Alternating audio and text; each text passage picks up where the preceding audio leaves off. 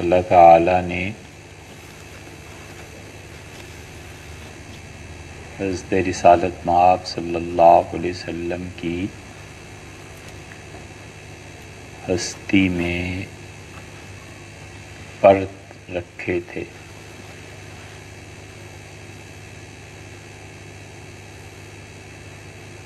اور پرت دار شخصیت میں حالت یہ ہوتی ہے کہ جتنے بھی اس کے پرت کھولتے جائیں، پلٹتے جائیں، نئی سے نئی تحقیقات سامنے آتی ہیں، اور ہر پرت خود اپنے وجود میں اتنے حقائق کو سموئے ہوئے ہے کہ جہاں نظر پڑتی ہے خوشگوار حیرت کا اضافہ ہوتا ہے۔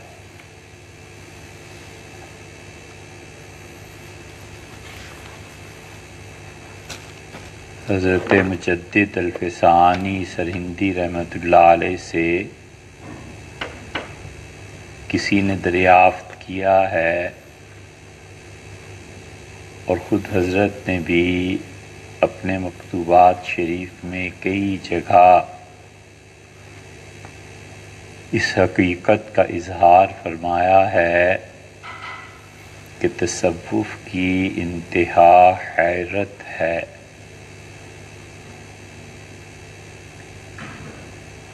ایک ہی چیز ہے اور اس کی مختلف جہتیں ہیں، جس جہت پر جس کی نظر جاتی ہے وہ اس کی تعریف ویسے ہی کرتا ہے۔ تو حضرت کا یہ فرمانا کہ حیرت ہے، اصل حقیقت اس کی وہی ہے کہ انسان جب حقیقت محمدی علیہ السلام تک پہنچتا ہے یا حقیقت کعبہ تک پہنچتا ہے تو وہ پرت کھلتے چلے جاتے ہیں،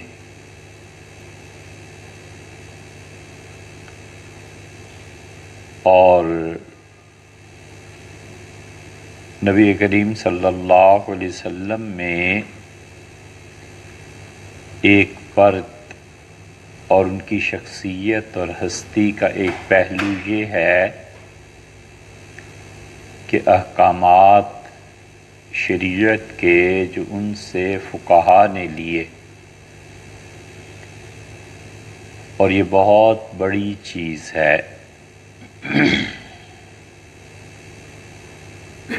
شاید پچھلے ہفتے میں یہ ذکر ہوا تھا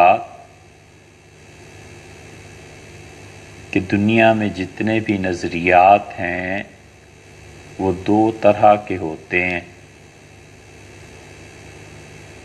نظریے کی حقیقت، خود نظریہ پہلے وجود میں آئے، اس کا چاہے کوئی نام نہ ہو، یہ نظریہ اپنی تاثیر میں بھی بہت شدید ہوتا ہے، اس کی جڑیں بڑی گہری ہوتی ہیں، اور اس کے جو ثمرات ہوتے ہیں وہ صدیوں تک چلتے ہیں۔ نظریے کی ایک قسم یہ ہے کہ نام نہ ہو کوئی، اور وجود بھی اس کا خود ہی بنے گا، آہستہ آہستہ،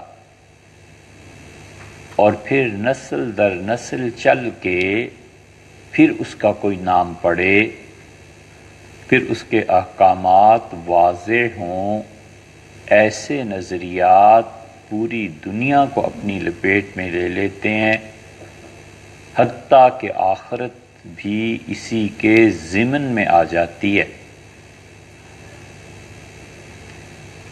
اور یہ نظریے دو ہی ہوئے، ایک اسلام کہ حضرت رسالت مآب صلی اللہ علیہ وسلم نے جو کچھ فرما دیا وہ دین ہے، اللہ نے جو کچھ فرمایا وہ دین ہے۔ اب اس میں فرض کیا ہے، واجب کیا ہے، کس پہ کس وقت عمل کرنا ہے، رخصت کیا ہے، یہ سارے موضوعات بعد کے ہیں۔ دین اسٹیبلشڈ چیز تھی، ہوا اسٹیبلش، لیکن اس کے نام بعد میں پڑے، اسی لیے اس کی جڑیں بہت گہری، اور اس کے ثمرات، اس کے اثرات پوری دنیا پر پڑے، اور اس کے ثمرات صحابہ کرام رضی اللہ عنہم تھے، اور قیامت تک یہ جو ہر صدی میں مجدد، اور مجدد کے علاوہ بھی مجتہد، یہ جو لوگ ہیں یہ بہت بڑا سرمایہ ہیں، اور یہ اسی دین کا اثر اور اس کا ثمرہ ہے جو ظاہر ہوتا ہے۔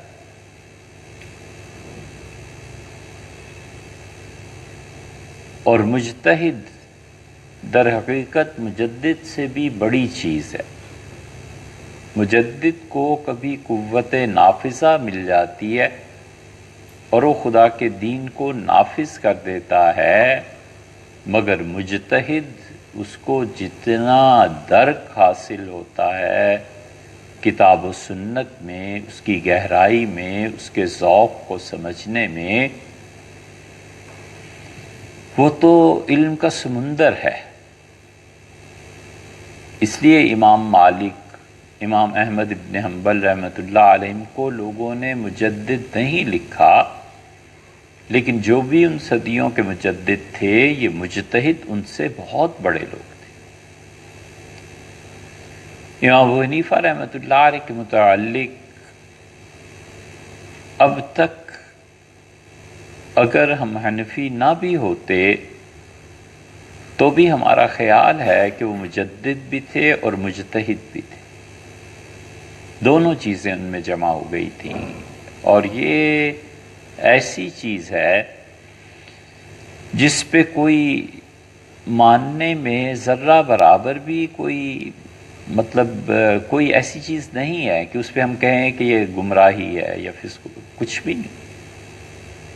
امام صاحب رحمۃ اللہ علیہ میں اجتہاد کی قوت تو خیر تھی ہی تھی، وہ تو پیدائشی طور پہ اجتہاد تھا، ان میں ان کا ذوق بن گیا تھا۔ اور مجدد بائی معنی کہ اس زمانے میں اس صدی کے جو حالات تھے، کوئی شخص ایسا ایک آدمی ان کے مقابلے کا نہیں ملتا جس نے سینکڑوں سال بعد کا سوچا ہو اور پھر اس نے عملاً اس کی تنفیذ کے لیے افراد نہ تیار کر دی ہوں۔ یہ اپنا خیال ہے، نہ مانا جائے کوئی حرج نہیں۔ تو اس لیے حضرت رسالت مآب صلی اللہ علیہ وسلم پر جس کی نظر اس طرح سے پڑی ہے وہ مجتہد بہت بڑے لوگ ہیں۔ پھر نبی کریم صلی اللہ علیہ وسلم کا ایک ذوق ہے جو اوامر اور نواہی سے ہٹ کر ہے۔ اللہ تعالیٰ نے اس کا حکم انہیں نہیں دیا تھا، لیکن ان کا ذوق ہے۔ اللہ تعالیٰ نے کہیں انہیں یہ نہیں فرمایا تھا کہ ساری ساری رات کھڑے رہیے، قم اللیل الا قلیلا، آپ رات کو کھڑے ہو جائیے تھوڑی دیر کے لیے، اس کا نصف، اس کا چوتھائی۔ سورہ مزمل کی ابتدائی آیات میں ہے۔ اللہ تعالیٰ نے انفاق کا جو حکم دیا تھا کہ خرچ کیجئے، یہ تھوڑا ہی کہا تھا کہ سب کچھ جو گھر میں ہے دے دیں اللہ کی راہ میں، یہ تھوڑا ہی کہا تھا کہ عصر کی نماز جلدی جلدی پڑھائی، گھر گئے، تشریف لائے اور دریافت کیا گیا کہ جناب والا سے یہ بات دیکھی نہیں گئی پہلے، تو ارشاد فرمایا کہ مجھے نماز میں خیال آیا کہ تھوڑی سی چاندی گھر پہ پڑی ہے، تو میں نے جلدی نماز پڑھائی کہ اگر کہیں میرا انتقال ہو جائے اور یہ چاندی گھر میں پڑی رہے تو اللہ کو کیا جواب دینا ہے۔ سے عائشہ رضی اللہ عنہ کو ایک دن فرمایا، چاندی کچھ چیزیں پڑی ہوئی تھیں تو ہتھیلی پہ رکھا اسے، کچھ اس کے حصے کو، اور فرمایا کہ اللہ کو کیا جواب دینا ہے۔ یہ اس حد تک خرچ کرنا، اس حد تک عبادت کرنا، ایک ایک آیت پہ رات گزارنا، ان تعذبہم فانہم عبادک، اللہ اگر آپ عذاب دیں تو یہ آپ کے بندے ہیں، اور اللہ اگر آپ انہیں معاف فرما دیں تو آپ کے شایان شان ہے۔ پوری رات اس آیت پہ گزار دینا نماز میں کھڑے ہو کے، یہ اللہ کا حکم نہیں تھا۔ بہت سی چیزیں ایسی ملیں گی کہ طہارت، پاکیزگی کی چیزیں اللہ تعالیٰ کی ان احکامات میں سے نہیں تھے جو فرض اور واجب ہوتے ہیں۔ یہ ذوق ہے رسول اللہ صلی اللہ علیہ وسلم کا، اگرچہ اس کی وسعت کسی گوشے میں جا کر یہ بات آتی ہے کہ وہ خود کوئی کام نہیں کرتے تھے اور اللہ کی طرف سے انہیں کہا جاتا تھا، لیکن پھر بھی یہ ذوق ہے ان کا۔ ایک ہے آگ، لفظ ہے سب سنتے ہیں، سماعی علم ہے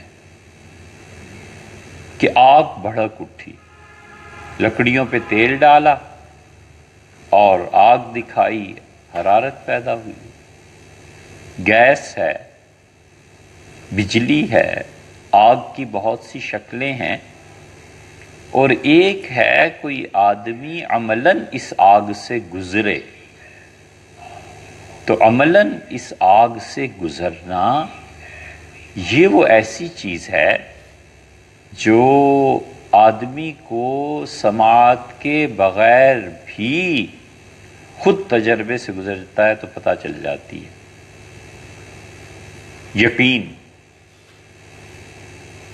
یقین کا ایسا درجہ کہ اس کے بعد وہ یقین زائل نہ ہو، یہ مطلوب ہے شریعت میں۔ حضرت رسالت مآب صلی اللہ علیہ وسلم دعا بھی فرماتے تھے کہ دین میں اتنی استقامت اور پختگی نصیب ہو جائے کہ اللہ اس کے بعد ارتداد نہ رہے۔ یہ ذوق کی باتیں جو رسول اللہ صلی اللہ علیہ وسلم کی تھیں، ان کی زندگی میں بہت جگہ پر نظر آتی ہیں۔ ذوق کی بات ہے۔ ایک آدمی کا ذوق ہے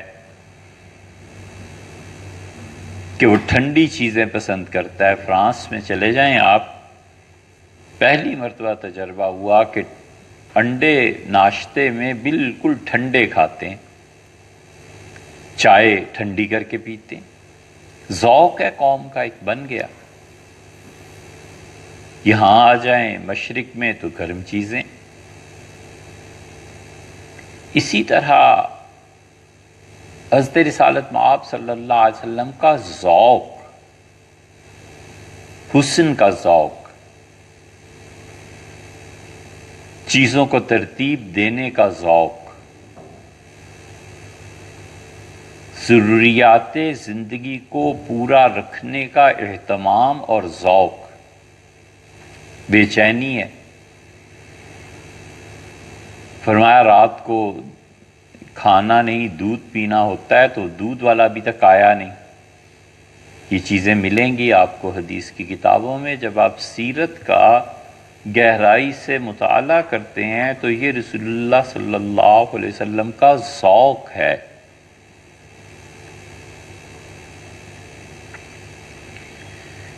اور نبی کریم صلی اللہ علیہ وسلم کے ذوق کو جو لوگ جانتے تھے ان کا بڑا مقام تھا۔ اس ذوق کی کیفیت کا یہ حال تھا کہ ام المومنین حضرت عائشہ رضی اللہ عنہا اس مرتبے کو پہنچیں، چاہے لوگ ام المومنین حضرت خدیجہ رضی اللہ عنہا کو افضل مانے، مگر جو محبت اور تعلق ہے یہاں پہنچ کے سمجھ میں آتا ہے کہ وہ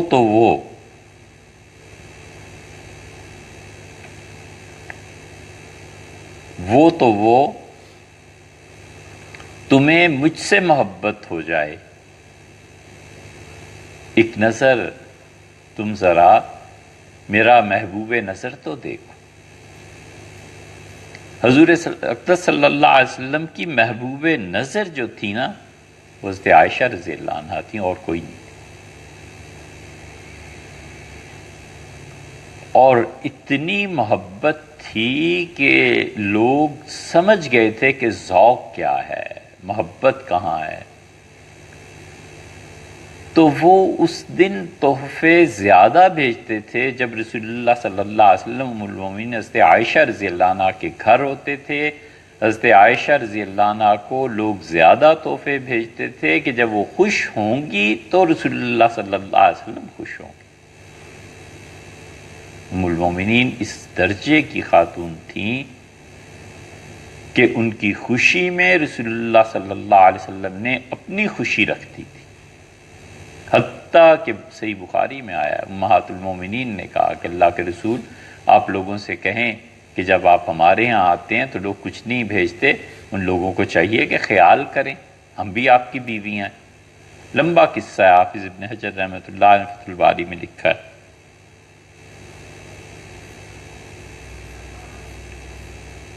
یہ سب ذوق ہے۔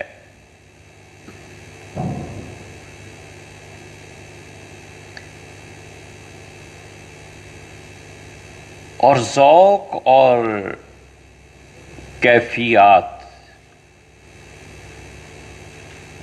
کسی آدمی میں عقل کے ساتھ جمع ہو جائیں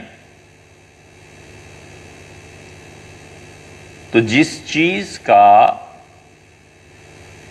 بے اختیار صدور اس سے ہوتا ہے وہ اس سمندر کا ایک قطرہ ہے جو اس کے سینے میں پنہاں ہوتا ہے۔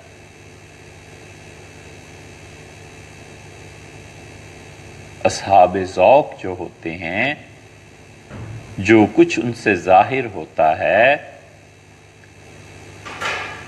وہ اس مقام اور مرتبے پہ کبھی پہنچ جاتے ہیں کہ وہ اظہار اس سمندر کا ایک قطرہ ہے جو سمندر ان کے سینے میں پنہاں ہوتا ہے۔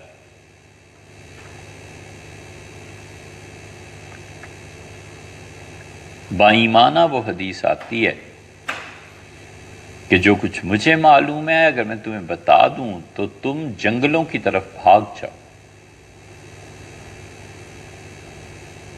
اپنے بستر پہ سو نہ سکو۔ تو جو کچھ بتایا ہے وہ بھی اتنی عظیم چیز ہے، تو جو اصل ہے وہ کیا ہو؟ اسی طرح رسول اللہ صلی اللہ علیہ وسلم کی ہستی میں ایک پرت اور بھی ہے، نقل کرنا۔ حدثنی ربی، میرے پروردگار نے مجھ سے یہ کہا، میرے رب نے مجھ سے یہ کہا، اور اس سے مختلف الفاظ سے تعبیر فرماتے تھے کہ میرے دل میں یہ ڈالا، جبریل نے مجھ سے یہ کہا، میرے دل میں یہ بات ڈالی گئی کہ آدمی کو اس وقت تک موت نہیں آتی جب تک کہ وہ اپنا رزق پورا نہ کر لے۔ میرے دل میں یہ بات ڈالی گئی، بہت جگہ آیا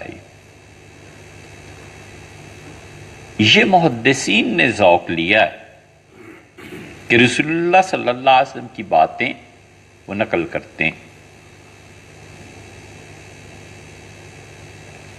بڑا مقام ہے ان لوگوں کا۔ حضور اقدس صلی اللہ علیہ وسلم نے فرمایا نضر اللہ ان کے چہروں کو خوش و خرم رکھے، سرسبز و شاداب رہیں، تازہ رہیں، جنہوں نے میری باتوں کو سنا اور پھر یاد رکھا اور پھر ایسے ہی ادا کیا جیسے کہ میں نے کہا تھا۔ یہ دعا دی ہے ان لوگوں کے لیے، محدثین کے لیے۔ نبی کریم صلی اللہ علیہ وسلم کا ایک تیسرا ذوق بھی ہے، اور وہ ذوق ہے عبادت کا۔ یہ عبادت کا ذوق کس نے دیا ہے؟ یہ جتنے بھی لوگ سیرت طیبہ اور ان چیزوں پہ کتابیں لکھتے ہیں اور جو کچھ بھی تحقیقات سامنے آتی ہیں، کوئی ان سے پوچھے کہ عبادت کا ذوق حضرت رسالت پناہ صلی اللہ علیہ وسلم کا تھا یا نہیں تھا، ان احادیث کو یاد کر لیجئے جو ابھی ابتدا میں عرض کی کہ رات رات بھر عبادت کرنا۔ ایک جگہ آتا ہے کہ مغرب سے لے کے عشاء تک نوافل پڑھنا۔ ایک مقام پہ آتا ہے کہ فرمایا ظہر کی نماز کے بعد، ترمذی میں آتا ہے کہ کوئی 2 سنتوں کے بعد 2 نفل پڑھ لے تو اللہ اسے جنت میں ایک گھر دے گا۔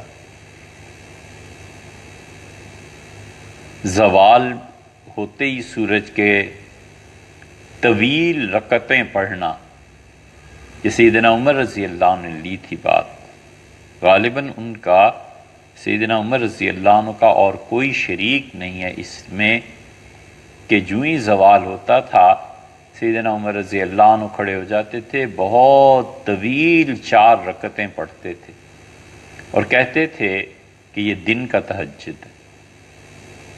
رسول اللہ صلی اللہ علیہ وسلم ایسے کرتے تھے۔ یہ فرض نمازوں کے علاوہ نفل نمازیں، چاشت کی نماز 8 رکعتیں پڑھیں۔ صحابہ رضی اللہ عنہ کہتے ہیں فتح مکہ کے موقع پہ پڑھی تھیں، بس شکرانے کے طور پہ۔ حضرت عائشہ رضی اللہ عنہ فرماتی ہیں نہیں ہمیشہ پڑھتے تھے، اور تم کہتے ہو شکرانے کی، وہ تو میرے ماں باپ زندہ ہو جائیں، قبر سے اٹھائیں اور مجھے روکیں تو میں نہ رکوں۔ یہ سب کیا ہے؟ یہ ذوق ہے رسول اللہ صلی اللہ علیہ وسلم کی عبادت کا، اور یہ عبادت کا ذوق رسول اللہ صلی اللہ علیہ وسلم کا بندگی کا ذوق، یہ ہے تصوف، بس اور کچھ بھی نہیں۔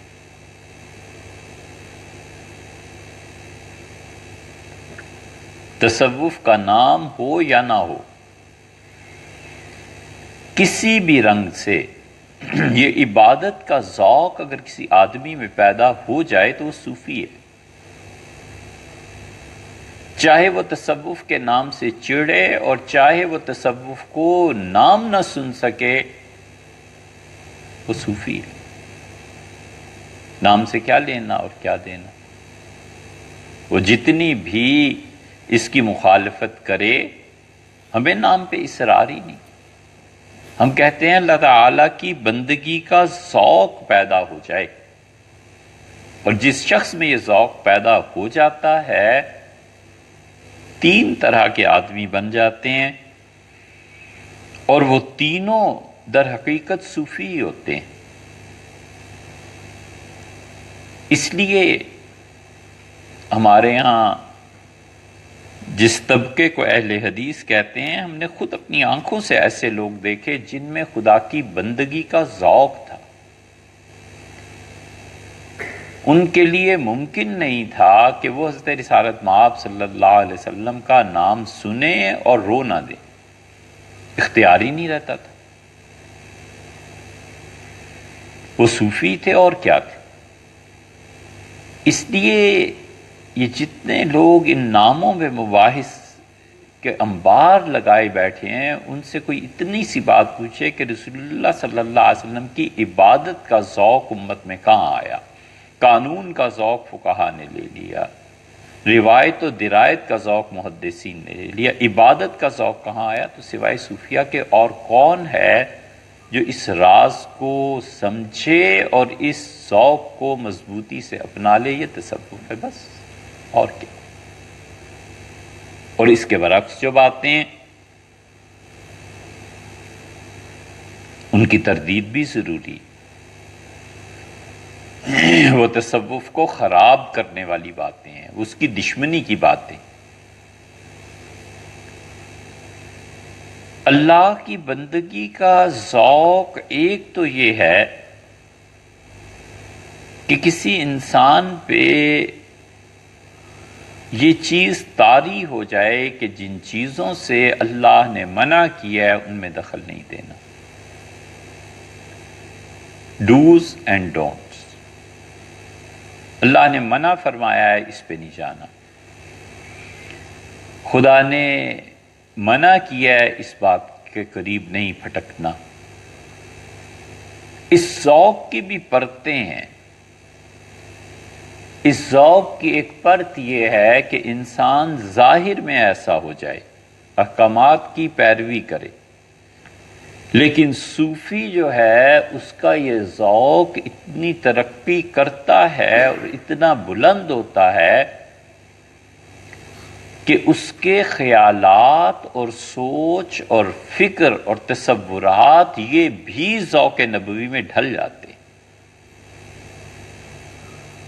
موقع اس بات کا ہے نہیں، لیکن کئی مرتبہ خیال آتا ہے کہ کبھی ہم قانونی ذوق کی بات کریں کہ قانون کیا چیز تھی، اور شاید کوئی اس پہ لکھے تو بہت اچھا لکھ سکتا ہے کہ نبی کریم صلی اللہ علیہ وسلم کا دماغ جو قانونی حیثیت رکھتا تھا، وہ ذوق جو قانون کا تھا، یہ قانون کا ذوق ان کا، یہ تین دماغ ایک ہی طرح سوچتے تھے۔ نبی کریم صلی اللہ علیہ وسلم، سیدنا عمر، امام ابو حنیفہ رحمۃ اللہ علیہ، یہ تینوں کی بات ایک ہی۔ ہم نے کئی مرتبہ کسی سوال پہ سوچا کہ اس کا جواب ڈھونڈتے ہیں، اگر نبی کریم صلی اللہ علیہ وسلم ہوتے تو کیا دیتے؟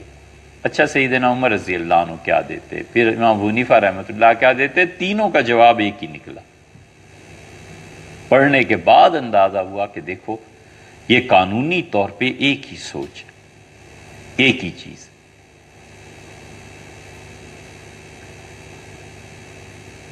اسی طرح ایک ذوق صوفی کا یہ بن جاتا ہے کہ اللہ نے جن چیزوں سے منع کیا ہے اس میں نہیں پڑنا، گناہ نہیں کرنا۔ بہت اچھا،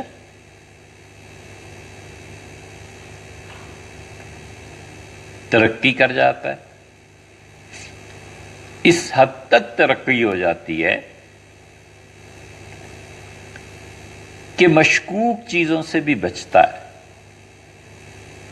ورع ہے، تقویٰ ہے، ممکن ہے اس میں یہ چیز ہو، ممکن ہے اس میں یہ چیز ہو۔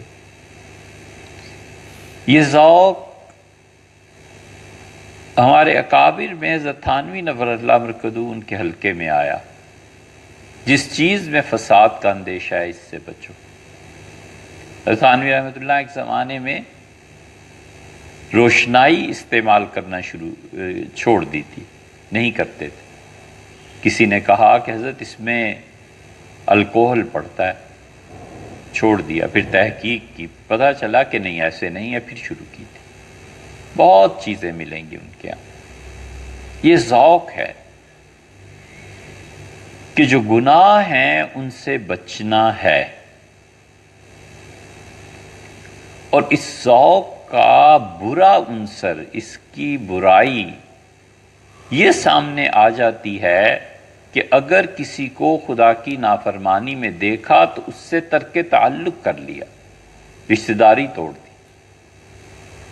یہ باتیں ہوں گی کسی زمانے میں جب نبھتی ہوں گی لوگوں سے، لیکن یہ قطعاً نہیں کرنا چاہیے۔ نتیجہ اس کا یہ نکلتا ہے کہ لوگوں کے حقوق ضائع ہو جاتے ہیں۔ نتیجہ اس کا یہ نکلتا ہے کہ جو کرتا ہے ایسے کبھی کبھی اس کے اپنے دماغ میں بھی خشکی ہو جاتی اور ان چیزوں میں دخل دینے لگتا ہے جو اللہ نے اس کے ذمے رکھی ہی نہیں تھی۔ محتسب احتساب، اس کو پکڑو، اس کو مارو، اس کو ڈانٹو، نتیجہ اس کا پھر نکلتا ہے جب نسلوں میں سیکولرزم پھیل جاتا۔ یہ سیکولرزم جو ہے یہ تاریخ میں دوسری چیز ہے ایسی جو پہلے وجود میں آئی ہے، بعد میں نام پڑا ہے، اسلام اور سیکولرزم۔ اسی لیے سیکولرزم کی جڑیں بہت گہری ہیں، اس کی تاثیر دیکھتے ہو کل عالم اللہ کا نافرمان ہو رہا ہے، اور اس کے اثرات دیکھتے ہیں آپ کہ اس وقت دنیا میں ایک چپے پہ خدا کا دین نافذ نہیں ہے۔ یہ اس سب سیکولرزم کے پھیلے ہوئے اثرات ہیں، اور مذہبی تشدد ہمیشہ اس کو جنم دیتا ہے۔ مذہب کا تشدد لاتا ہے۔ پادریوں نے جو تشدد کیا تھا اس کا عذاب پوری دنیا بھگت رہی ہے، مار دیتے تھے، جلا دیتے تھے۔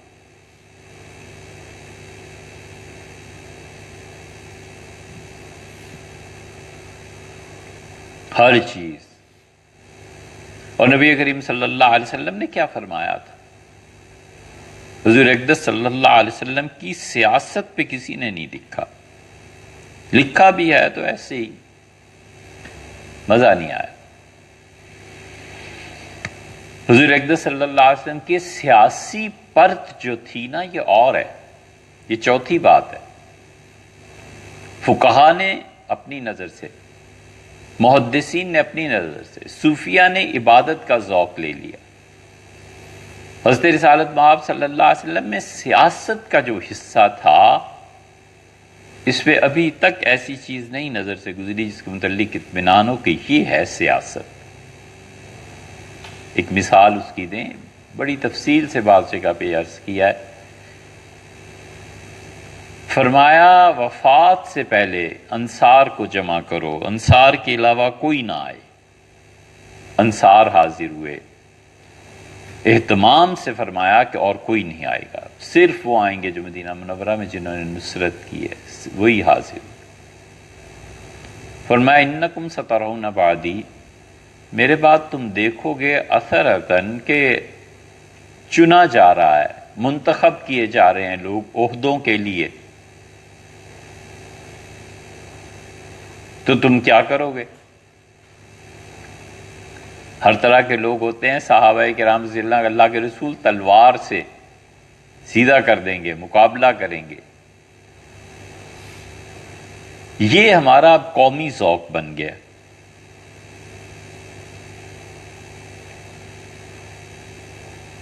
سیدنا علی رضی اللہ عنہ نے کیا خوب بات فرمائی تھی، اتبع کل ناعق، ہر وہ آدمی جو چیخ چیخ کے بولنا جانتا ہے نا اس کے پیچھے چل پڑتے ہو۔ یہ 39 ہجری میں فرمائی تھی، اور اب 1439 آ گیا ہے، 1400 سال پہلے فرمائی تھی کہ تمہارا مرض حقیقت میں یہ ہے کہ کسی دانا آدمی کی سنتے نہیں ہو، عقل مند کی، کیونکہ وہ ٹھنڈے مزاج کا آدمی ہے، ٹھنڈی بات کرتا ہے، اس کے اثرات ہوتے ہیں۔ فرمایا ہر کوئی چرواہا، گلا پھاڑنے والا، چیخ چیخ کے بولنے والا، اس کے پیچھے چل پڑتے ہو، یہ تمہارا اصل مرض ہے۔ یہ اگلے سال مظاہرہ ہوگا اس کا، دیکھیے گا کس بھانت بھانت کی بولیاں، سیاستدان کیسے جھوٹے جھوٹے دعوے، کیا چیزیں۔ تو حضرت رسالت پناہ صلی اللہ علیہ وسلم استرون، تم دیکھو گے میرے بعد کیا کرنا ہے۔ حقوق اور فرائض کی جنگ چھڑ جاتی۔ ساری خلافت راشدہ میں یہ بات آتی کہ یہ بنو امیہ کو عہدے کیوں دیے جا رہے ہیں، یہ تو کل مسلمان ہوئے، ہم تو پرانے ہیں، ہم تو نئے ہیں، یہ ہے وہ ہے۔ ایک حدیث نے سیاست میں انقلاب برپا کر دیا۔ سکتے؟ بند باندھ دیا رسول اللہ صلی اللہ علیہ وسلم نے. فرمایا نہیں، جب تم دیکھو نا ایسے ہو رہا ہے اور عہدے تمہارے علاوہ کسی اور کو دیے جا رہے ہیں تو صبر کرنا حتیٰ تلقونی علی الحوض، یہاں تک کہ حوض کوثر پہ میرا تمہارا وعدہ ہے ملاقات کریں گے. اس صبر کا نتیجہ حوض کوثر پہ میری رفاقت ہے. دنیا کی بادشاہت قربان جس کو رسول اللہ صلی اللہ علیہ وسلم کی رفاقت حوض کوثر پہ مل جائے. فرمایا نہیں، صبر کرنا ہے.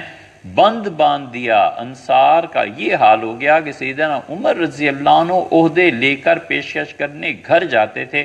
وہ کہتے تھے حضرت کوئی ضرورت نہیں ہے، نبی کریم صلی اللہ علیہ وسلم سے ملاقات ہوگی حوض پہ. یہ فرمایا تھا.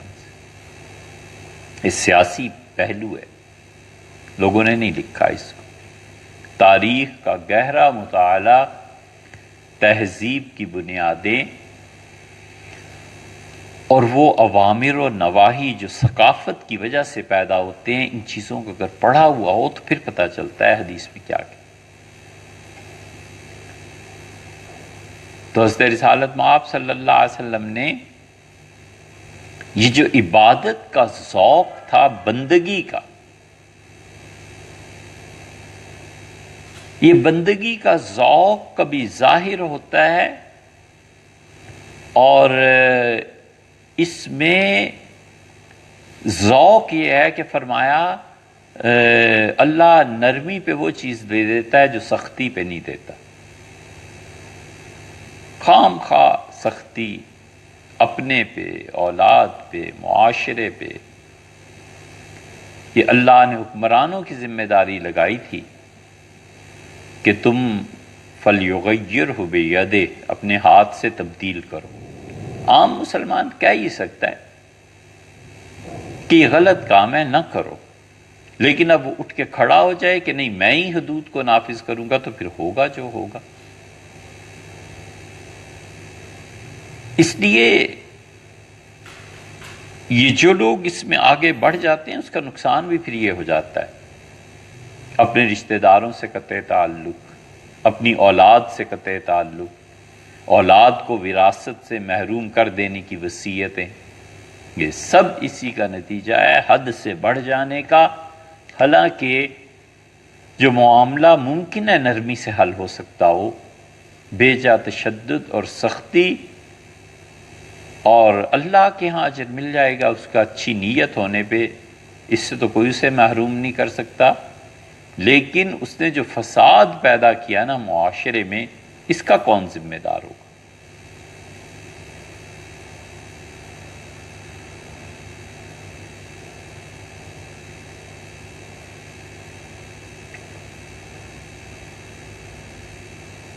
ایک صاحب نے اپنے حقیقی بھائی سے لڑائی کی کہ والد نے جو گھر چھوڑا ہے، ہم وارث ہیں 5 مرلے کا پلاٹ.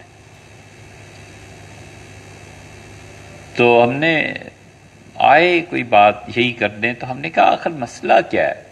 انہوں نے کہا اللہ نے پردے کا حکم دیا. ہم نے کہا اتنا پردہ کافی ہے کہ خواتین کا چہرہ کھلا رہے اور ڈھیلا ڈھالا لباس پہن کے گھر میں جیسے کام کرتی ہیں عورتیں کرتی رہیں. کہا نہیں نہیں نہیں نہیں، پردہ بھائی سے یہ وہ. ہم نے کہا وہ جس پردے کا آپ تصور فرماتے ہیں وہ تو 400 سال ہوئے، 500 سال ختم ہو گیا. ان کا نہیں، اچھا خاصا گھر توڑ کے درمیان میں دیوار بنا. اور دوسرا بھائی بالکل معاذ اللہ کفر تک پہنچ گیا. اس سے کہا یہ کیسی شریعت ہے کہ 2.5 مرلے کا گھر ہے، اچھا خاصا 5 مرلے کا تھا، اس کو نہیں. اور اس نے کہا اوپر نیچے رہ لیتے. نہ نہ نہ نہ، 2.5 مرلے تمہارے، 2.5 میرے.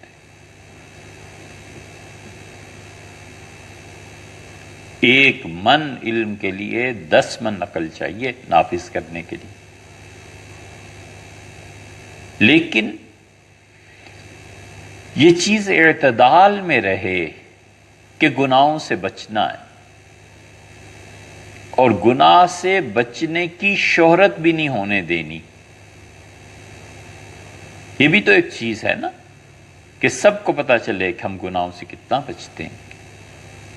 ہم خیانت سے کتنا بچتے ہیں۔ شامی رحمۃ اللہ علیہ نے لکھا ہے کہ گندم کا ایک دانہ اگر کوئی ہاتھ پہ رکھ کے مارکیٹ میں فرض کر لو گھومتا پھرے کہ کس کی گندم ہے یہ لے لو، راستے میں پڑی ہوئی تھی، تو اس کو تعزیر لگائی جائے، سزا دی جائے۔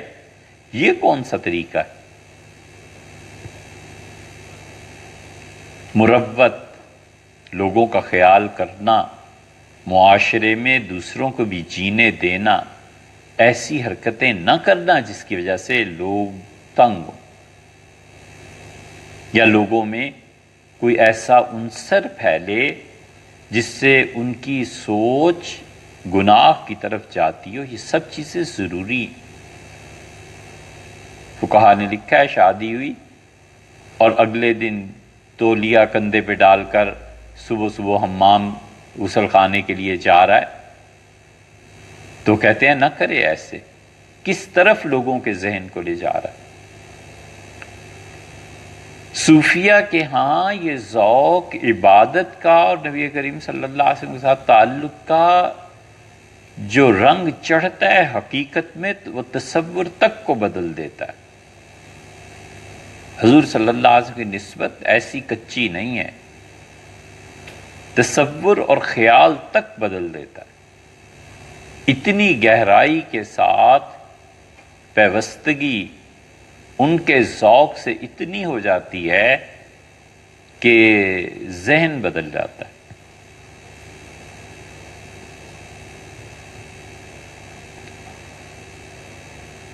ایک دوسرا پہلو ہے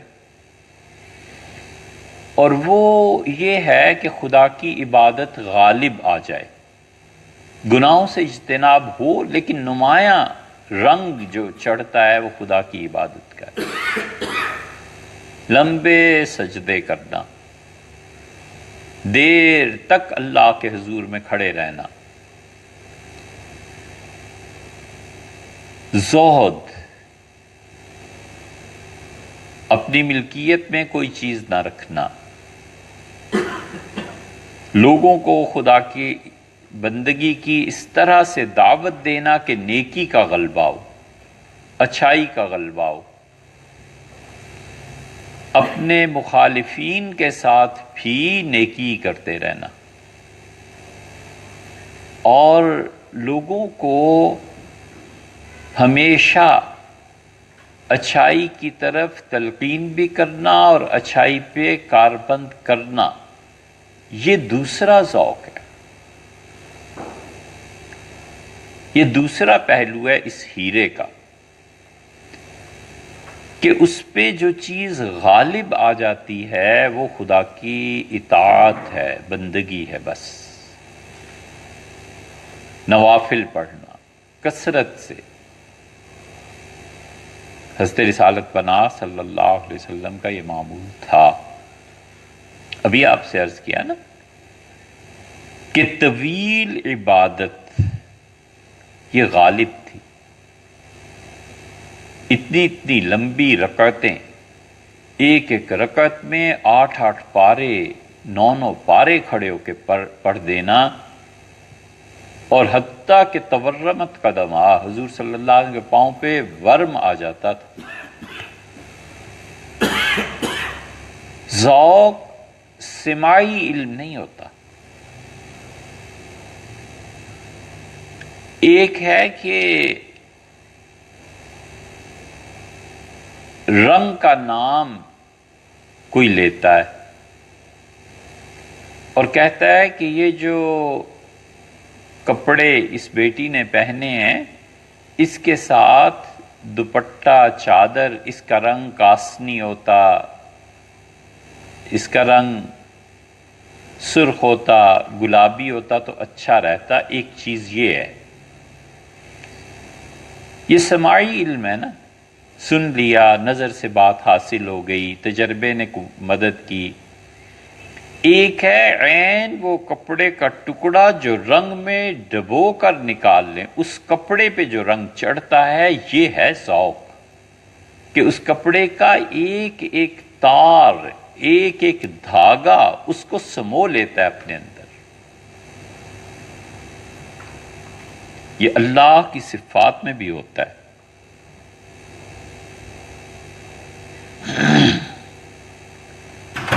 اللہ تعالیٰ کی کوئی صفت کسی بندے پر جب غالب آتی ہے تو وہ آدمی اس صفت میں سمو دیا جاتا ہے۔ علم کی اللہ کی مثلا صفت ہے، کسی آدمی کا تعلق حقیقی علم سے ہو جائے، ایسی جگہ سے جڑ جائے جہاں پر علم تعلیم کے احتیاج کے بغیر ہو، کوئی اسے سکھانے والا نہ ہو، کہیں سے اس نے پڑھا ہوا نہ ہو، یا یہ کہ پڑھا ہوا ہے لیکن ایک درجہ ایسا آ جاتا ہے جب وہ خود علم دیتا ہے۔ یہ ہو نہیں سکتا کبھی بھی، بس ایک ہی مرکز ہوتا ہے اور وہ اللہ کی صفت علم ہے۔ اللہ کی صفت علم جب کسی انسان کا تعلق اس سے جڑ جاتا ہے تو وہ علم ذرائع کا محتاج نہیں رہتا، علم ذریعے سے آتا ہے نا، علم خبر سے آ جاتا ہے، خبر دی کہ آج بارش ہو رہی فلاں جگہ، تو علم خبر سے آ گیا، وہ خبر فرد نے دے دی۔ اب زمانہ بدل گیا ہے تو وہ خبر میڈیا نے دے دی،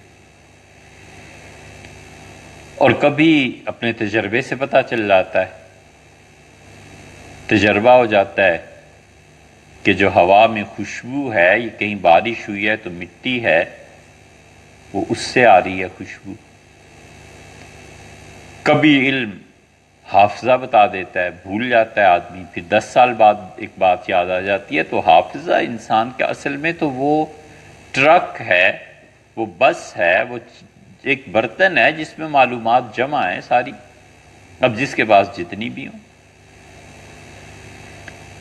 ایک ہے اس سے بھی بڑھ کے چیز جو کتابوں میں بھی نہ ملے، وہ جس شخص کے ساتھ ہوتی ہے ایسی چیز، وہ اس کا رابطہ، اس کا تعلق حق تعالی شانہ کی صفت علم سے جڑ جاتا ہے۔ معلوم نہیں یہ روایت کس درجے کی ہوگی، مگر ہم نے اساتذہ سے سنا تھا، وہ کہتے تھے کہ پیر میر علی شاہ صاحب رحمۃ اللہ علیہ سے کسی نے پوچھا اسماعیل قاسم نانوتوی رحمۃ اللہ علیہ کے متعلق کہ وہ کیسے تھے،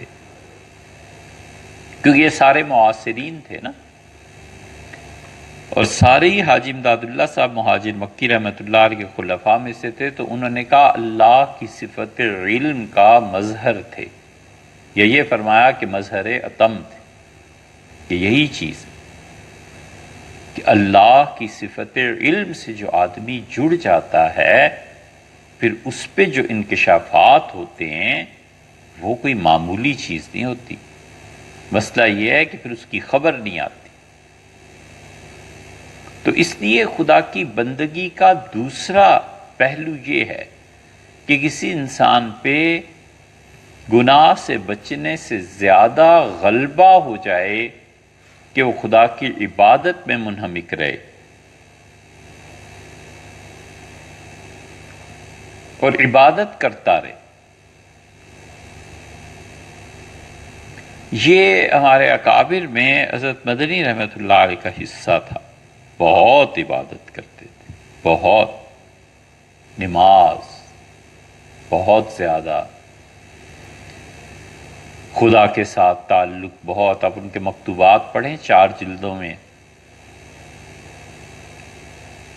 ہم نے بعض کتابیں کئی مرتبہ پڑھی ہیں، ان میں سے ایک یہ بھی ہے، 3 مرتبہ پڑھا ان کے مکتوبات، اندازہ ہوا کہ تعلق مع اللہ میں ان کی کیا کیفیت تھی، اور جن لوگوں کو انہوں نے خلافت دی تھی ان پہ تو اثر آنا ہی تھا۔ اللہ کے ساتھ تعلق میں عبادت کا اثر بہت زیادہ ہے، برس ہا برس تک راتوں کو نہ سونا اور خدا کی یاد میں رہنا بہت بڑی بات، بہت بڑی بات ہے۔ ایک رات آدمی نہیں جگ سکتا، اور ایسے لوگ جن کی زندگی کے آخری 10 سال ساری رات خدا کی عبادت میں گزری، ان کا مقابلہ کون کر سکتا ہے؟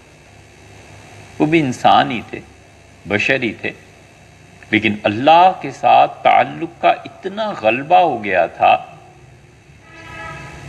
کہ نیند تھوڑی اور خدا کے ساتھ تعلق کی وجہ سے عبادت زیادہ، کہ ان کا ذوق تھا۔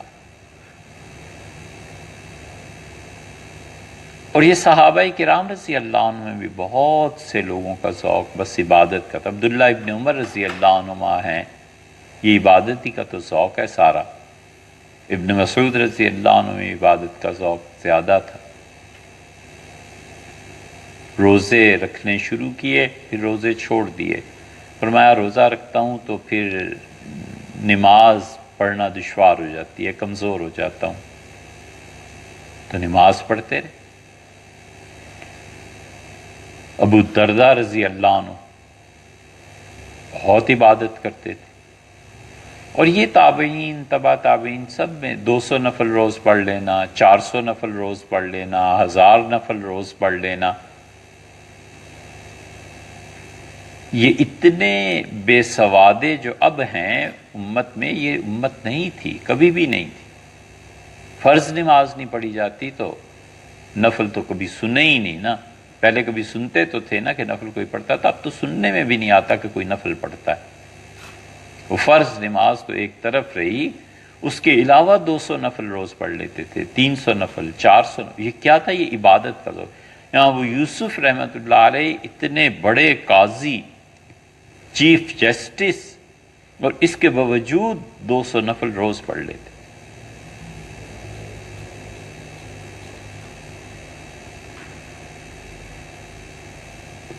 حقیقت محمدی جو ہے نا، یہ قیامت تک ختم نہیں ہوتی۔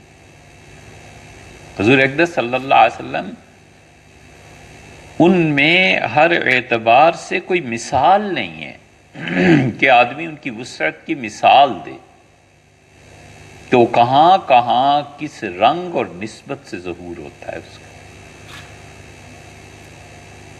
اب تک حضور اقدس صلی اللہ علیہ وسلم کے معجزات سامنے آتے ہیں، اب تک۔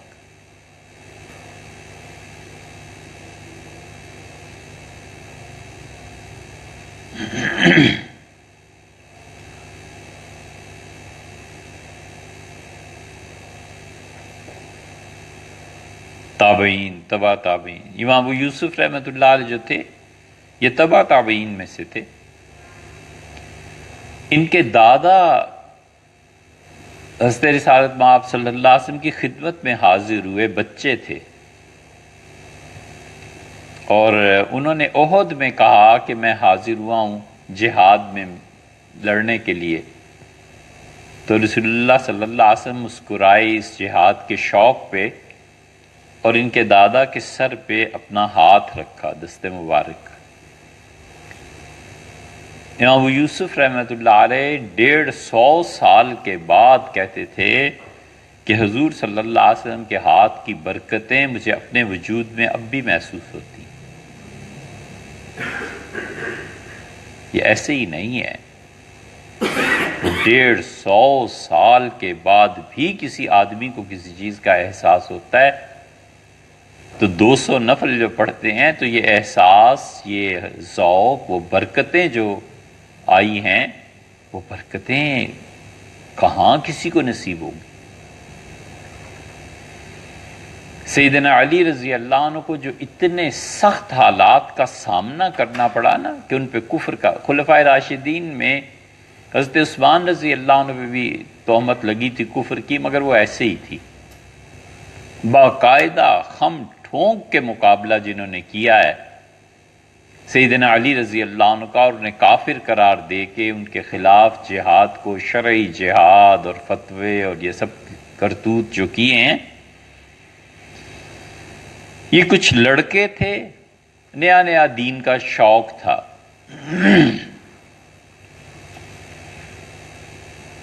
اس شوق کو کنٹرول کرنے والا کوئی نہیں تھا۔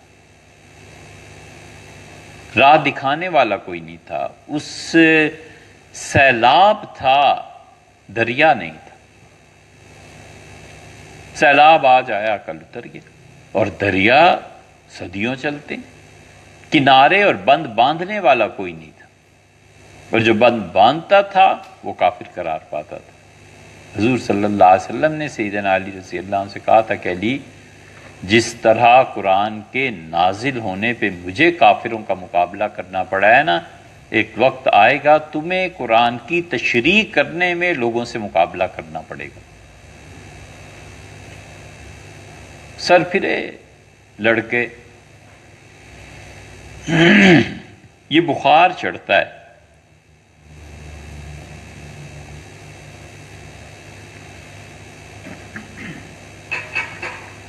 اس لیے خاموشی سے نا دیکھا کرو کہ امت پہ بخار اب کس چیز کا چڑھ رہا ہے۔ ہم نے کئی بخار دیکھے، آپ بھی دیکھیے۔ ہم اس وقت بھی کہتے تھے کہ یار یہ بخار ہے، اتر جائے گا تھوڑے دنوں میں، نہ پریشان ہو۔ صدام کا بخار ایک مرتبہ چڑھا تھا نا، صدام کے نام پہ بیٹوں کے بھی نام، بچوں کے بھی، پوتوں کے بھی، صدام امت کے ہیرو بن گئے، صدام کے علاوہ کوئی بات ہی نہیں۔ پھر ایک مرتبہ اسامہ بن لادن کا بھی بخار چڑھا۔ یہ ایسے ہی ہوتا ہے۔ پھر ایک وقت ایسا بھی آیا کہ صحابہ کرام رضی اللہ عنہم ان کی محبت میں کسی کو کافر قرار دے کے قتل کرنے کا بھی بخار چڑھا۔ اب کہاں گیا اب یہ بھیا؟ یہ بخار چڑھتے رہتے۔ انسانیت کا بخار کبھی چڑھ جاتا ہے۔ ہر زمانے میں ایک بت کھڑا ہوتا ہے، اور اس بت کو توڑنے کے لیے انبیاء علیہ السلام آتے تھے۔ اگر ختم نبوت نہ ہوتی تو ہمارے زمانے کا بت، یہ انسانیت کے نام پہ جو سرگرمیاں یہ ہیں، اگر ختم نبوت نہ ہوتی تو اب کوئی نبی آتا اس بت کے خلاف جہاد کرتا۔ یہ انسانیت کا نام بت ہے، پوری تہذیب بن گئی۔ انسانیت کے نام پہ اصل میں اباحیت ہے کہ گناہ جائز ہے، بس یہ بات ہے سیدھی سی۔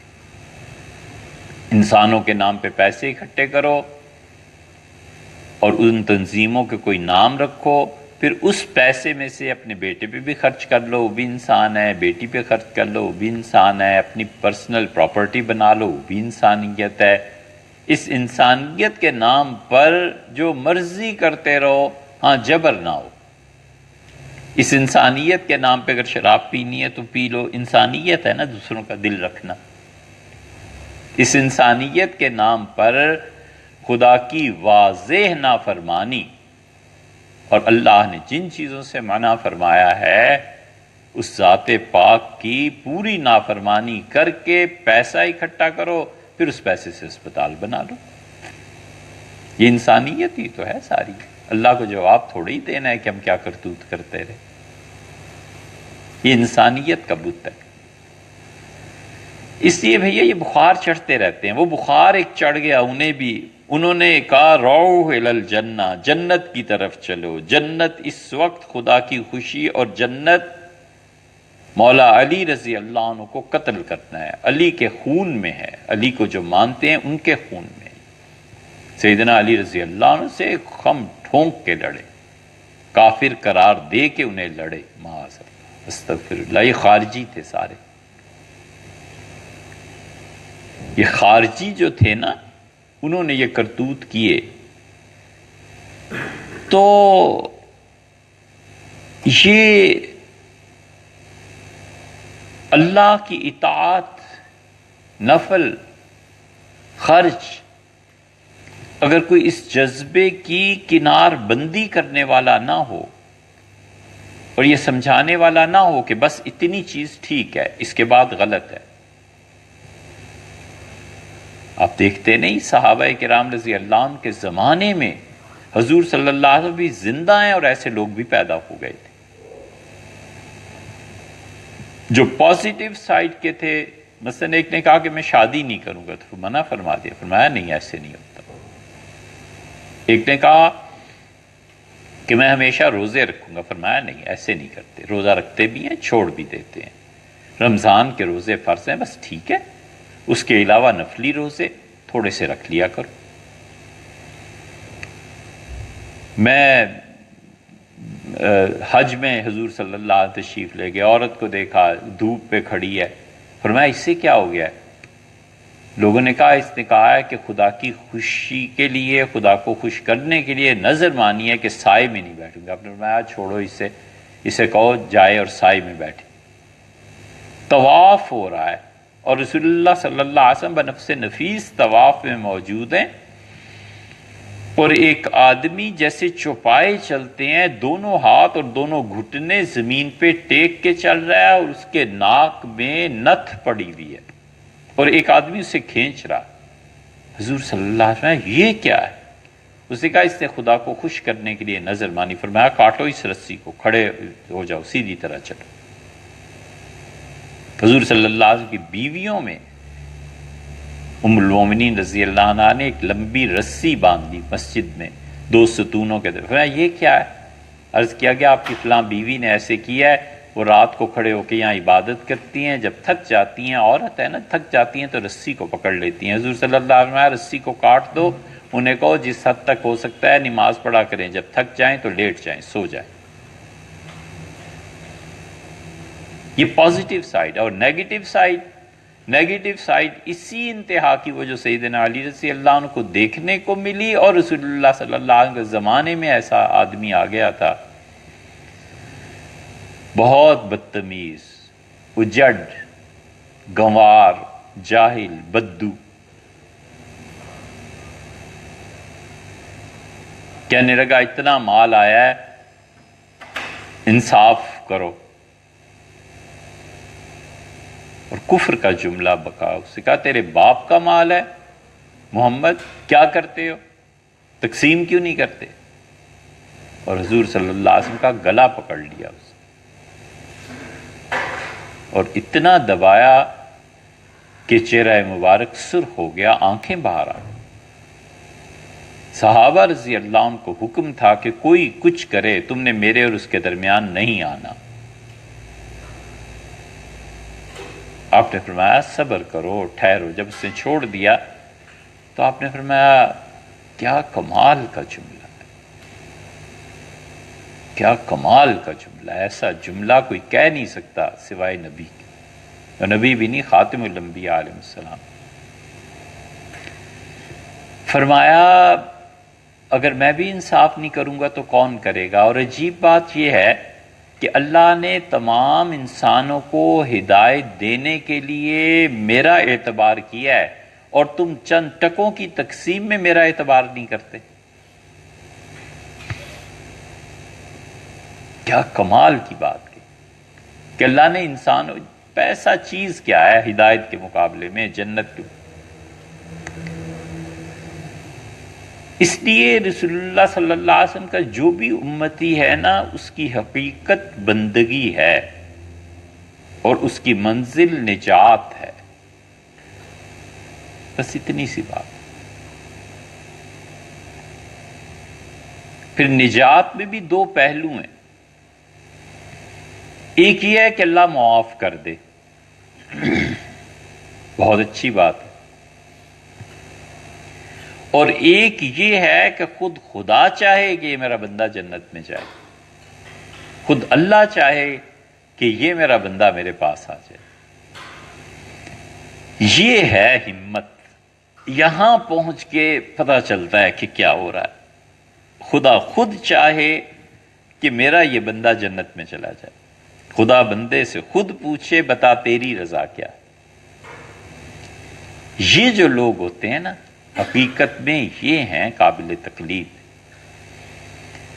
ہر بات میں مزاج اور ذوق بلند ہونا، کپڑا اچھے سے اچھا، گاڑی بہتر سے بہتر، علم زبردست، تعلیم، کتابیں، بادشاہوں جیسے ذوق، یہاں آ کے کیوں مر جاتا ہے؟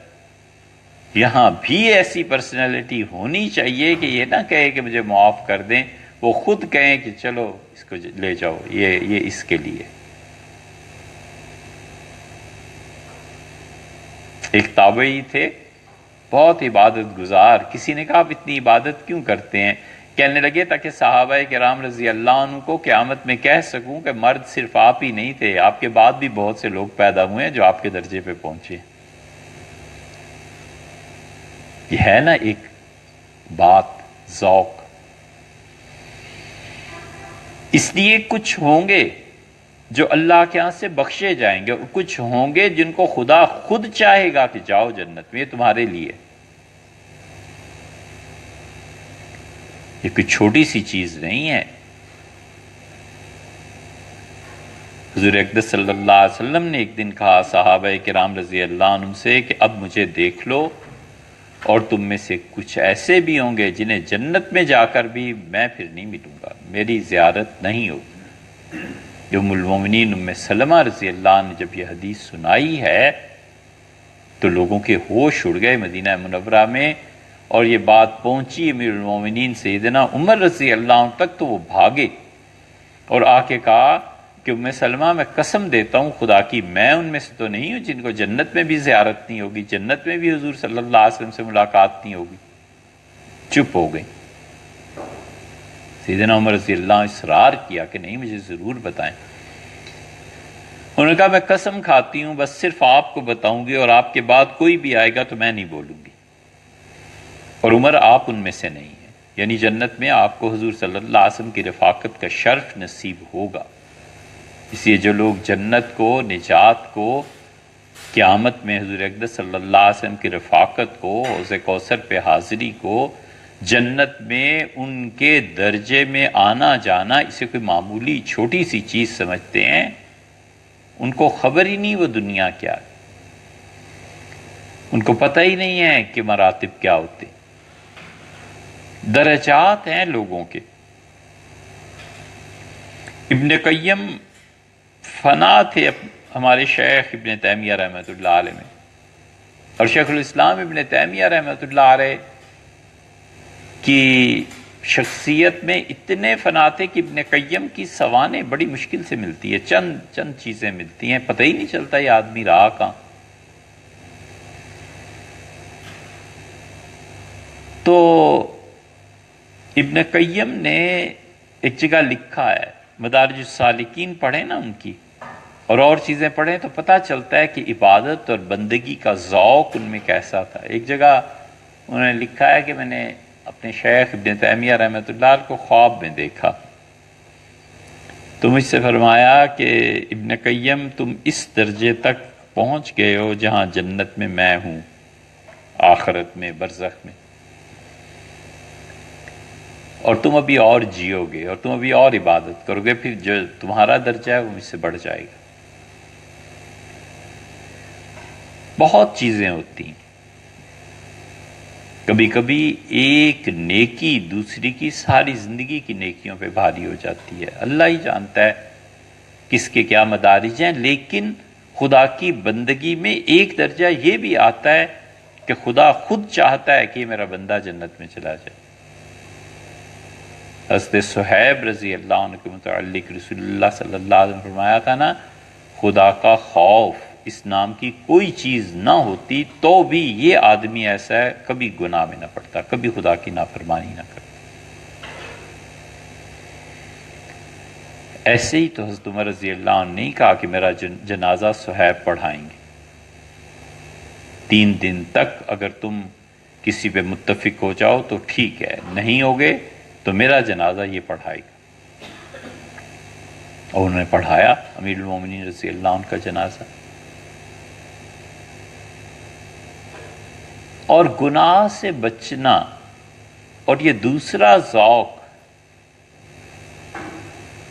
ان دونوں سے بھی بلند تر ایک اور چیز ہے۔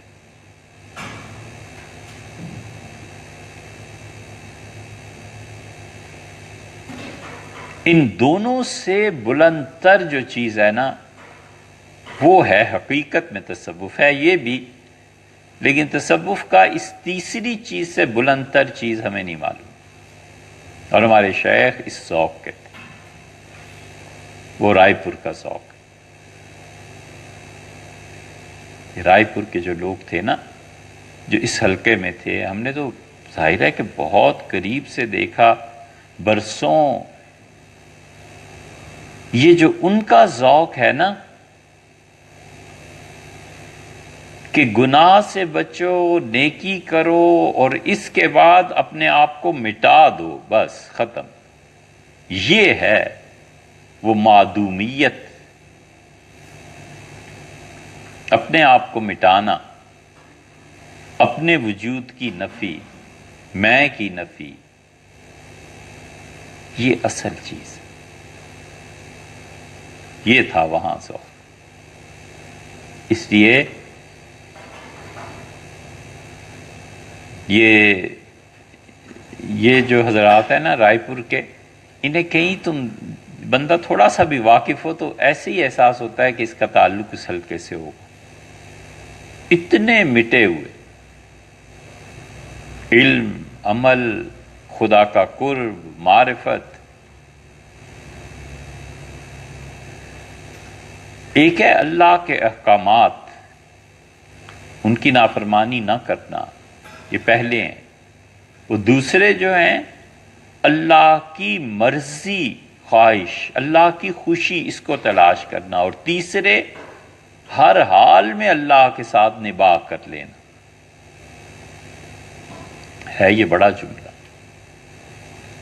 اللہ کو نباہ لینا۔ جو شخص زندگی میں خدا کو نباہ لیتا ہے نا، اس سے بڑا کوئی درجہ نہیں ہے۔ یہ وہ ہیں جو رسول اللہ صلی اللہ علیہ وسلم کے ساتھ قیامت میں رہیں گے۔ اللہ بھی تو ہمیں نباہ لیتا ہے یار، یا نہیں؟ روز اس کی نافرمانی ہے، روز اس کے کیا کیا تصور سے لے کے عمل تک سب خدا کی نافرمانی ہے، وہ بھی تو گزارا کر ہی دیتا ہے۔ بندہ گزارا کر لے، صبر، تسلیم، رضا، ہر حال میں اندر سے یہ خواہش ہونا کہ بس جو ہے ٹھیک ہے، اور اپنے آپ کو معدوم جاننا۔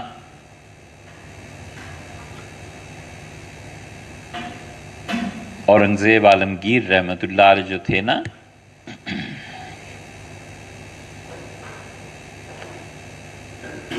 یہ اپنے درجے میں بہت بڑا آدمی تھا، نقشبندی سلسلے کے جو لوگ تھے ان میں بڑا مقام تھا، بڑا پکا صوفی تھا۔ اور اورنگزیب عالمگیر رحمت اللہ علیہ مراقبات، اللہ کا ذکر، خدا کی یاد، جتنا اس انسان پہ یہ ذوق غالب تھا کسی پہ نہیں ہوا۔ اسی لیے بہادر شاہ ظفر جو تھے انہوں نے بیعت شروع کر دی تھی۔ یہ بیعت ان کے خاندان میں تھی، بابر میں بھی تھی۔ جہانگیر نے لکھا ہے تو اس کے جہانگیری میں کہ میری پھوپھی مجھے بہت ملامت کرتی تھیں اور کہتی تھیں کہ تم لوگ جو فرغانہ سے آئے تھے تو پیر خانہ تھا، سب لوگ بیعت کیا کرتے تھے، یہ تم نے ہندوستان میں بادشاہت لے لی اور بیعت چھوڑ دی۔ تو جہانگیر تو خیر بادشاہی تھا، لکھا ہے اس نے کہ میں نے پھر ایک شخص کو بیعت کیا، لیکن یہ تصوف کا جو ان میں رجحان تھا یہ پوری طرح اورنگزیب میں آیا رحمت اللہ علیہ۔ اورنگزیب جب شہزادے تھے تو چشتیہ نظامیہ سلسلے کے ایک بزرگ تھے شیخ برہان، ان کی خدمت میں حاضر ہوتے رہتے تھے۔ پہلی مرتبہ جب آئے شہزادہ سجا سنورا تو شیخ نے پوچھا یہ کون ہے؟ تو ان کا اورنگزیب شاہ جہان کے بیٹے۔ تو نے برملا فرمایا، ان کا ہمارے یہاں نہ آیا کرو۔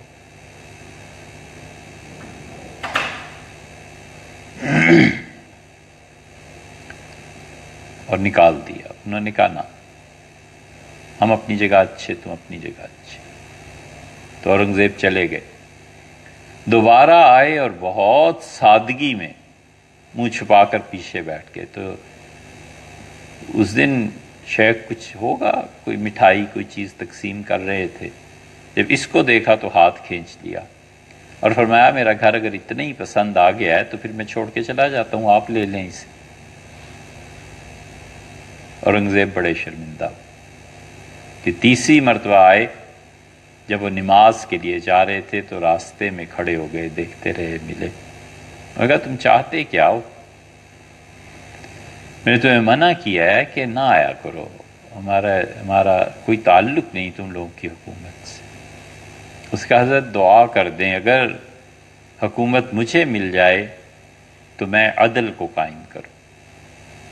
انہوں نے کہا یہ ٹھیک ہے، اگر تم عدل کو، انصاف کو قائم کرو تو میں اللہ سے ضرور دعا مانگوں۔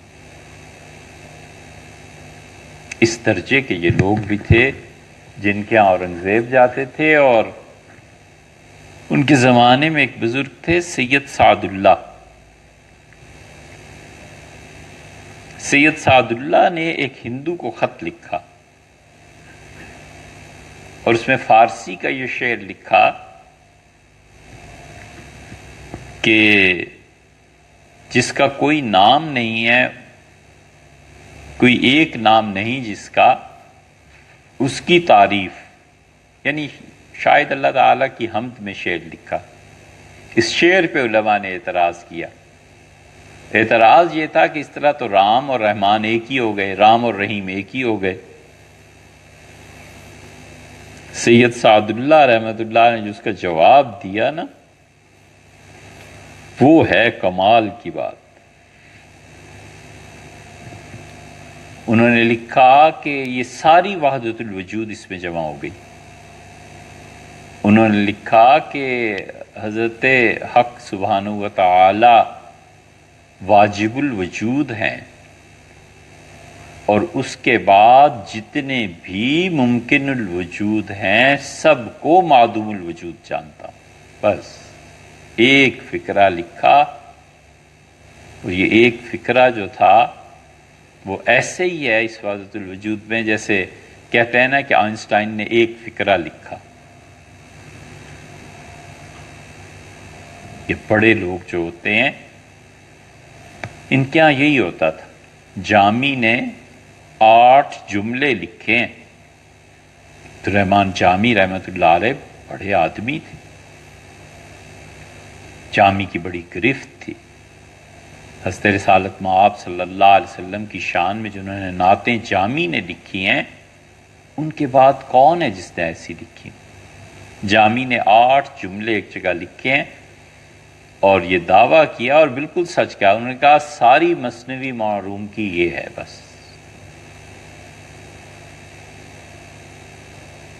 اورنگزیب رحمۃ اللہ علیہ 4 زبانیں بلا تکلف بولتے تھے، ترکی، عربی، فارسی،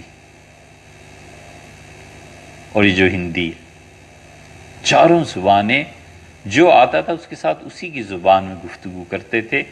ترک حیران تھے کہ اس آدمی نے اور اتنے قابل اور اتنا علم۔ ایک جگہ خواجہ معصوم صاحب رحمۃ اللہ علیہ کو سرہند خط لکھا ہے کہ حضرت یہ مراقبہ کر رہا ہوں، یہاں تک پہنچا۔ اس لیے وہ جو سید سعد اللہ نے لکھا نا کہ ہر ممکن الوجود معدوم الوجود ہے، اصل کمال یہ ہے کہ آدمی محض اللہ کا حوالہ بن جائے، بس۔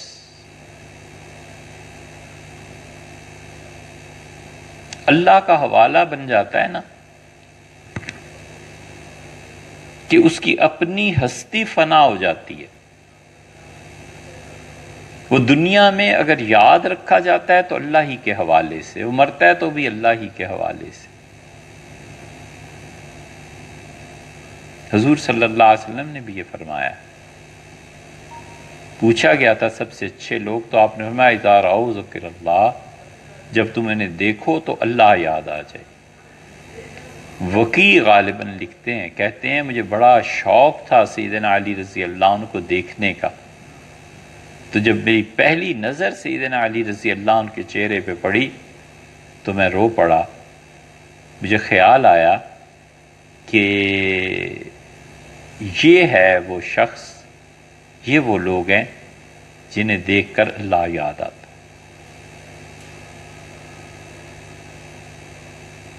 اتنا اپنے آپ کو اللہ کے رنگ میں ڈھال لینا کہ اجنبی بھی کہے کہ اسے دیکھ کے خدا یاد آتا ہے۔ بہت لوگ ایسے، انہیں دیکھ کر یہ احساس پیدا ہوتا ہے کہ اللہ کے حقیقی بندے یہ ہیں، کوئی خواہش نہیں، کوئی چیز نہیں، اپنی معدومیت کہ میں کچھ نہیں، دل کا گواہی دینا کہ میں کچھ نہیں، اللہ ہی ہے، اس کے علاوہ کوئی نہیں۔ یہ وجود کی نفی، یہ ہے تصوف۔ اس سے بلند تر کوئی چیز ہوگی، جانتے ہوں گے لوگ، ہمیں نہیں معلوم، کہ خدا کی خوشی، گناہ سے اجتناب، اور اس کے بعد اپنے وجود کو تجدید دینا، کوئی حوالہ نہ رہے کہ یہ شخص تھا یا نہیں تھا، کہ تمنا ہی دل سے نکل جائے۔ یہ حضرت عبداللہ ابن مسعود رضی اللہ عنہ کا ذوق تھا۔ کسی نے ابن مسعود رضی اللہ عنہ سے پوچھا کہ کوئی تمنا، انہوں نے کہا یہ کہ میرے بعد کوئی مجھے یاد نہ کرے، ان کا بالکل میں ایسے مٹ جاؤں کہ کوئی یاد ہی نہ کرے۔ اپنی والدہ کا نام لیا کہ اس کا کوئی بیٹا ایسا تھا دنیا میں، کچھ نہیں۔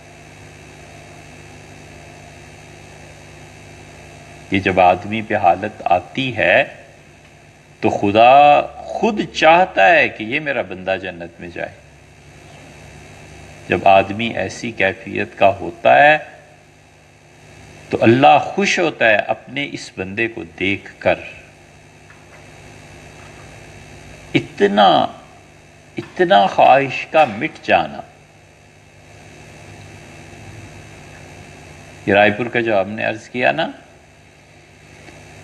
تو شاہ عبد القادر صاحب رائے پوری رحمۃ اللہ علیہ حضرت فرماتے تھے ہمارے کہ عید کی نماز کے بعد تشریف لائے اپنے شیخ کی قبر پہ، فاتحہ جیسے ہوتا ہے تو ایصال ثواب کے بعد مجھ سے فرمایا کہ علی میاں یہ مفتیوں سے پوچھ لینا، اگر کوئی گنجائش نکلتی ہو تو مجھے بھی حضرت ہی کی قبر میں دفن کر دے۔ اپنے شیخ کے ساتھ محبت اور خود اپنی فنائیت کا اتنا احساس کہ فرمایا ادھر ہی دفن کر دیں۔ لائل پور فیصل آباد مولانا سلیمان صاحب سے کہا نا، ان سے فرمایا کہ یہیں کہیں مجھے دفن کر دینا، بچے قرآن پڑھتے ہیں سنتا رہوں گا، پھر مجھے کہاں کہاں لے جاتے پھریں گے۔ یہ وہ ذوق۔ مولانا یوسف صاحب پوری دنیا میں تبلیغی جماعت کے امیر تھے، وصیت فرمائی کہا میرا اگر کسی جگہ انتقال ہو جائے نا تو ٹرین میں دوسرے اسٹیشن پہ بھی نہیں لے کے جانا، وہیں دفن کرتے ہیں۔ یہ ساری باتیں انسان کو حقیقت میں نصیب ہو جائیں اور اپنا وجود اور ان سے منسلک چیزیں مٹاتا رہے، وہ خواہش ہی نہ رہے کہ لوگ جانیں، لوگ یہ، لوگ کچھ بھی نہیں۔ تو ایسا شخص پھر اللہ کی مراد بن جاتا ہے۔ اللہ کی مراد بہت بڑی چیز ہے۔ خدا خود چاہتا ہے، یہ ایسے ایسے لوگوں کی وجہ سے اللہ پھر رزق دیتا ہے، ایسے لوگوں کی وجہ سے پھر دنیا میں ہدایت پھیلتی ہے، ایسے لوگوں کی وجہ سے صدیوں ہدایت کے چراغ چلتے ہیں۔ سلطان بلبن ہندوستان کا ایسا بادشاہ تھا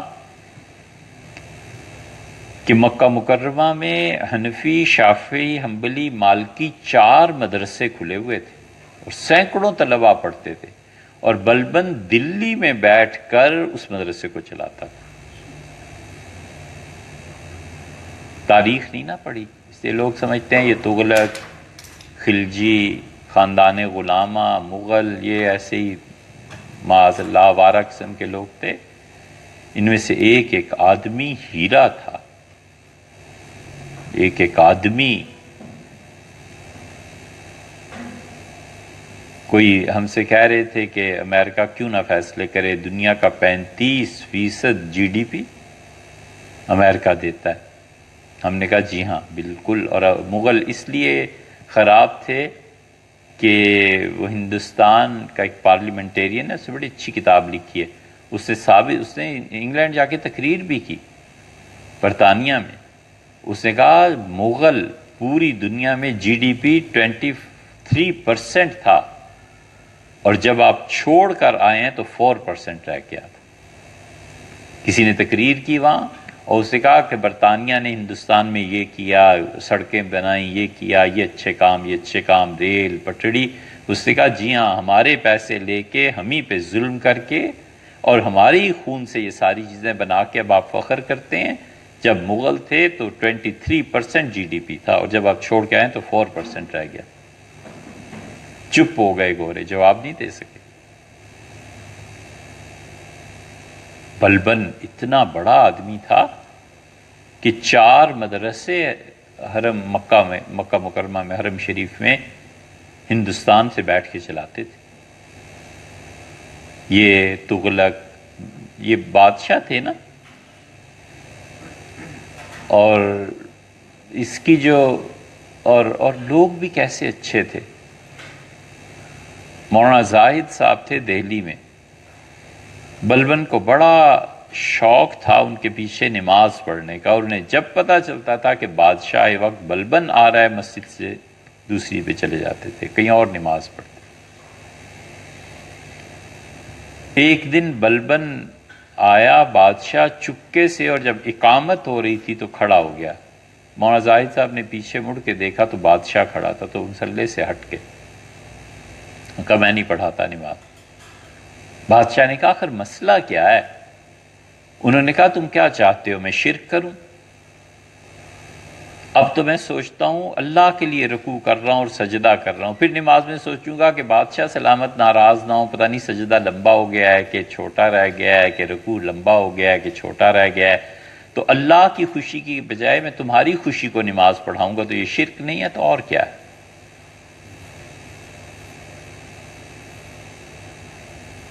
یہ تقویٰ تھا، یہ ورع، یہ اللہ کے ساتھ تعلق.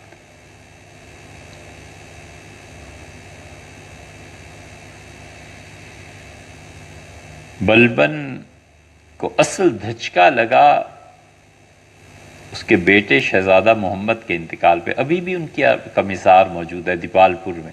ہم ایک مرتبہ گئے تھے، لوگوں کا تاریخ ورثہ حکومتوں کو پتہ ہی نہیں ہے. دیپال پور میں ابھی بھی ان کا مزار ہے. اس نے اپنا جانشین محمد کو بنایا، اور اس نے کہا میرے بیٹے ہندوستان پورا ہماری ذمہ داری ہے، یہ جتنی تعلیم ہو رہی ہے، جتنا کچھ لوگ پڑھا رہے ہیں، یہ سب ہماری وجہ سے اس طرح سے ہے کہ ہم نے حفاظت کرنی ہے سرحدوں کی.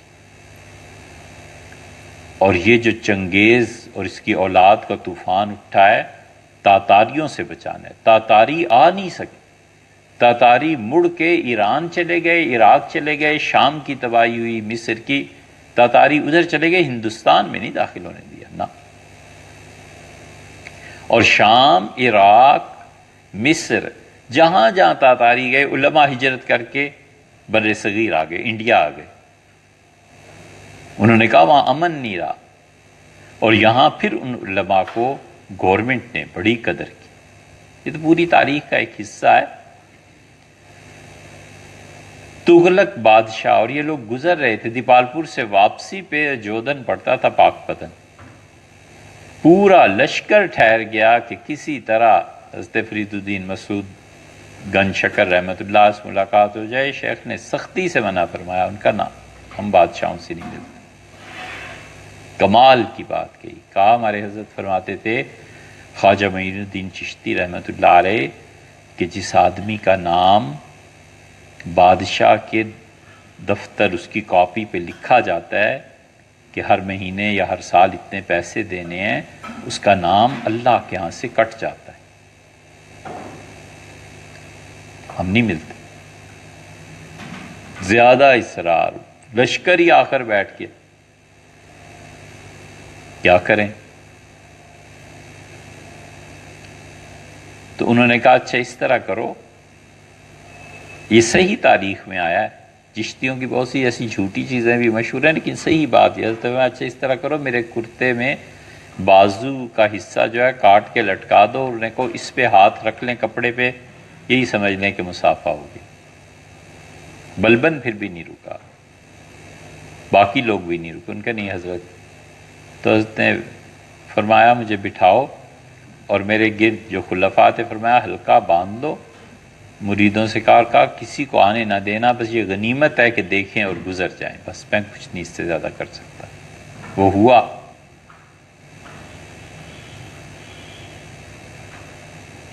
بادشاہ نے سونے اور چاندی کی بوریاں، اس زمانے میں سکے ایسے ہی تھے نا، ساتھ لا کے رکھ دی، اور شیخ نے فرمایا پلیٹ لاؤ، کوئی ڈش، بڑا ایک برتن منگوایا اور اس میں ڈال کے اس طرح تقسیم کر دی لوگوں کو جیسے کوئی چیز ہی نہیں، جو غریب جو آدمی آیا ہر ایک کو دیتے رہے، بادشاہ دیکھتا رہا۔ آخر پہ اس نے 16 گاؤں خانقاہ کے نام پہ وقف کیے کہ حضرت یہ لکھا ہے 16 گاؤں ہے، کوئی چیز رہی نہیں تھی۔ ایک ہندو آیا روتا ہوا، حضرت نے فرمایا کیا بات ہے؟ اس نے کہا حضرت بیٹی کی شادی ہے، دینے کو کچھ ہے نہیں، تو 16 گاؤں کا وہ پروانہ اس کو دیا، فرمایا یہ تم لے لو، اب کچھ رہا نہیں، کیا کرو؟ 2 اور 4 کنال زمین پہ لوگ مر جاتے ہیں، مولوی مسجد میں پریشان ہو جاتا ہے کہ کہیں کوئی اور نہ آ جائے۔ یہ ہے اپنے آپ کو حقیقت میں مٹا دینا کہ ہوئی کچھ نہیں۔ اسی لیے یہ اثر تھا ان کا اتنا شدید، خواجہ صابر کلیری رحمۃ اللہ علیہ میں آیا۔ خواجہ صابر کلیری رحمۃ اللہ علیہ کے متعلق ایک صفحہ نہیں ملتا، ایک صفحہ۔ ہمیں 35 سال سے زیادہ ہو گئے شاہ عبد القادر محدث دہلوی اور ان کا یہ ڈھونڈتے ہوئے کہ یار کسی کتاب میں ذکر تو ملے نا، آخر تھے کیا، پیدا کہاں ہوئے، کیا رشتہ تھا، کیا، کچھ نہیں۔ شاہ عبد الحق صاحب رحمۃ اللہ نے بس ایک جگہ لکھا ہے اخبار الاخیار میں، اور بھی حاشیے میں 1-2 جملے، کہ کلیر میں ایک صابر بزرگ ہیں، وہ رہتے ہیں، اور میرے والد نے کہا کہ وہ خدا کے نیک بندے ہیں، بس چھٹی، کوئی تذکرہ نہیں، کوئی ذکر نہیں۔ اور وہ اتنے بڑے آدمی تھے کہ ان کا سلسلہ اب تک جاری ہے۔ یہ جتنے دیوبندی ہیں، ماں تھانوی ہیں وغیرہ وغیرہ رحمہ اللہ، یہ سب چشتی صابری تو ہیں۔ یہ حضرت صابر کلیری رحمۃ اللہ علیہ کا سلسلہ ہے جو اب تک چل رہا ہے، اور وہ مٹے، اتنے مٹے کہ کوئی جانتا ہی نہیں کہ کوئی آدمی ہے بھی یا نہیں، تاریخ ہی نہیں محفوظ کر سکی۔ یہ ہے وہ بات جو ہم نے آپ سے عرض کی کہ جب آدمی اس درجے تک پہنچ جاتا ہے نا، پھر اللہ اس کی وجہ سے لوگوں کو رزق دیتا ہے، پھر اس کی وجہ سے ہدایت پھیلتی ہے، پھر اس کی وجہ سے لوگوں کے دلوں میں تبدیلی آتی ہے۔ بس جناب۔